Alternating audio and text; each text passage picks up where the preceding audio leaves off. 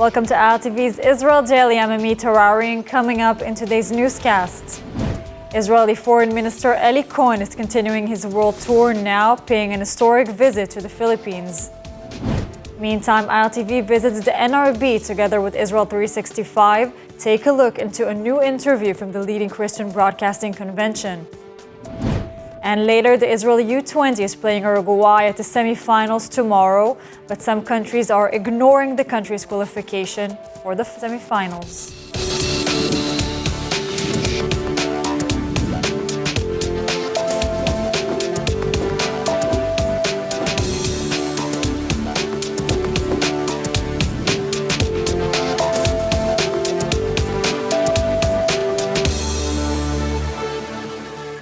Another terrorist shooting near the flashpoint of Palestinian city of Hawara.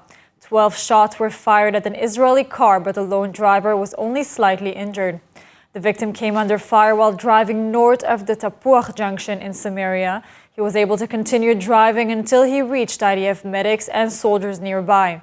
He was treated at the scene and released with only cuts from flying glass. Security forces launched a search for the gunman. There have been several shooting attacks against Israeli civilians and soldiers in and around the town in recent months, including the killing of 2 brothers in February. Residents are demanding that the IDF reintroduce more roadblocks. In separate attacks in Huwara last month, a Palestinian woman stabbed a soldier before being shot dead, and a Palestinian driver rammed into a soldier before turning himself in 2 days later.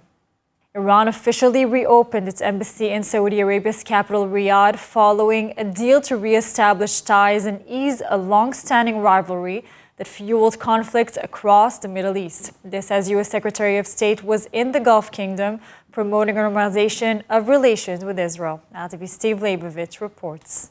A ceremony was held within the Iranian embassy compound in Riyadh, with dozens of diplomats and officials attending the reopening of the diplomatic mission after 7 years of Iran-Saudi conflict. Stability, peace, and development is not a choice, but a definite necessity. And the reopening of the embassies and consulate of the Islamic Republic of Iran and the Kingdom of Saudi Arabia is an important and fundamental step in this direction. One senior diplomat currently visiting Saudi Arabia, but certainly not in attendance, was U.S. Secretary of State Antony Blinken. Among other issues, Blinken is pressing the Saudi leaders on movement toward normalization with Israel. Blinken is meeting with top Saudi officials, including the king's de facto ruler, Crown Prince Mohammed bin Salman, also known as MBS. The visit to the world's largest oil exporter comes days after Riyadh pledged to further cut oil production, adding tension to the U.S.-Saudi relationship, already strained by the kingdom's human rights record, concerns about the Chinese-brokered renewal of ties with Iran, and pressing the Saudis on movement toward normalization with Israel.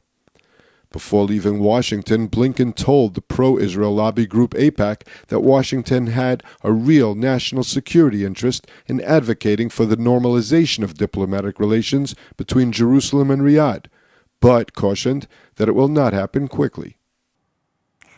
Knesset Speaker Amir Ohana landed in Morocco, where he's meeting with the president of the Moroccan parliament, Rashid Talbi al-Alami. This as Israeli Foreign Minister Eli Cohen is continuing his historic visit to the Philippines as the 2 nations mark 56 years of diplomatic relations. Cohen became the first Israeli Foreign Minister to visit the Southeast Asian country since Abba Eban in 1967. ILTV's Steve Leibovich has more. Israeli Foreign Minister Eli Cohen is continuing his historic visit to the Philippines. Cohen met Filipino President Marcos and Foreign Minister Manalo in Manila. Discussions focused on exploring new opportunities brought about by the signing of the Abraham Accords and the opening of the Saudi-Aumann corridor, cutting flight times between the Jewish state and East Asia.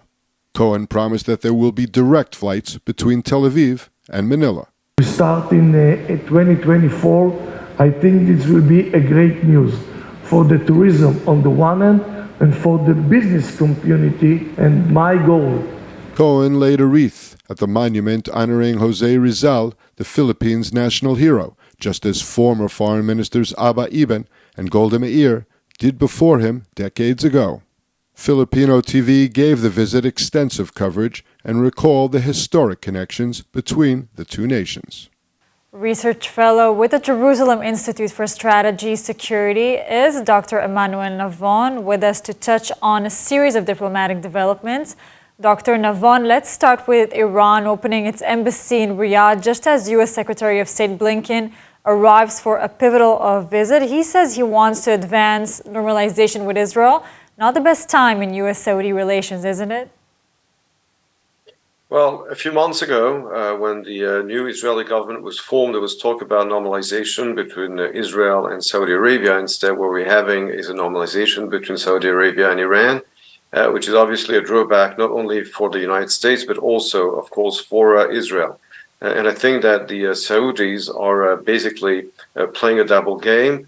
They've been trying to obtain guarantees from the United States vis-a-vis Iran and the Iranian threat. Apparently, they haven't gotten all of them. Hence, the decision to normalize with Iran as a way to sending a message to the United States that they have other options in the region. Now moving to Morocco, where Transport Minister Miri Regev is back from an unprecedented 8-day visit. And now Knesset Speaker Amir Ohana is in Morocco to address its parliament. Seems like relations between Jerusalem and Rabat are warming up. Why is it happening just now? I don't think they've been warming up in the recent months. I mean, the relations have been steady since the re-establishment of diplomatic relations in December 2020. I don't think there's either been a warming up or cooling off. They're just common interest between Morocco and Israel, especially when it comes to the question of Western Sahara. Israel and Morocco have been cooperating against the Iranian-backed and Algerian-backed Polisario Front in Western Sahara. But Morocco is still expecting Israel to recognize its sovereignty over Western Sahara, and until this doesn't happen, there won't be official visits from prime ministers or even the president himself, but only at a lower level, at the level of the speaker or cabinet members. Now, Eli Cohen, he is in Manila. Many visits we have here today for a first visit by an Israeli foreign minister in 56 years. It's a large country, and we've had diplomatic relations for 56 years with them. Why is it not on every foreign minister's itinerary? I mean, as I said, Eli Cohen is visiting so many countries. We saw Sweden, we see Philippines now. Why isn't it not on any foreign minister's itinerary? Well, when it comes to the Philippines, with all due respect to this country, it's not exactly a superpower, but it is a country with which Israel has had relations for many years, and which plays a pivotal role in Southeast Asia. Under the previous administration, the previous president, Manila tilted for a while towards China, and I think that the new government is a much stronger ally of the United States, which opens new opportunities for Israel as well. We'll keep on following the different visits. Thank you so much, Dr. Emmanuel Navon, for joining us today. Thank you. A major Soviet-era dam in the Russian-controlled part of southern Ukraine was breached on Tuesday, unleashing floodwaters across the war zone in what both Ukraine and Russia said was an intentional attack by each other's forces. ILTV's William Sharon with the latest. Лише повне звільнення української землі від російських окупантів гарантуватиме, що таких терактів більше не буде. Росія використовує все, що завгодно для терору, будь-які об'єкти. Держава-терорист повинна програти. This is how Ukrainian President Volodymyr Zelensky described the bursting of the Kakhovka Dam in southern Ukraine on Tuesday. Hundreds of people were evacuated from settlements along the southern stretch of Ukraine's Dnipro River, leaving civilians worried for their homes in Kherson after water burst through the breached dam in Nova Kakhovka, submerging streets and homes further downstream. Ukrainian authorities ordered tens of thousands of residents of the area to evacuate and warned of an ecological disaster. While Russia claimed that it was the Ukrainian army that damaged the dam, Ukrainian President Zelensky angrily rejected the claims, saying it was impossible to destroy the dam from the outside, and the area has been under Russian control for months. The destruction of the dam, built in 1956 on the river as part of the Kakhovka hydroelectric power station, may have heavy impact on the environment and the communities living in the area, to the point of a real environmental disaster. Water from the reservoir helps to cool down nearby Zaporizhia nuclear plant and supplies drinking water to Kremin-Plalencia, an area occupied by Russia. Ukrainian state energy companies said the dam breach could have negative consequences for the nuclear plant, Europe's largest, but the situation was still under control.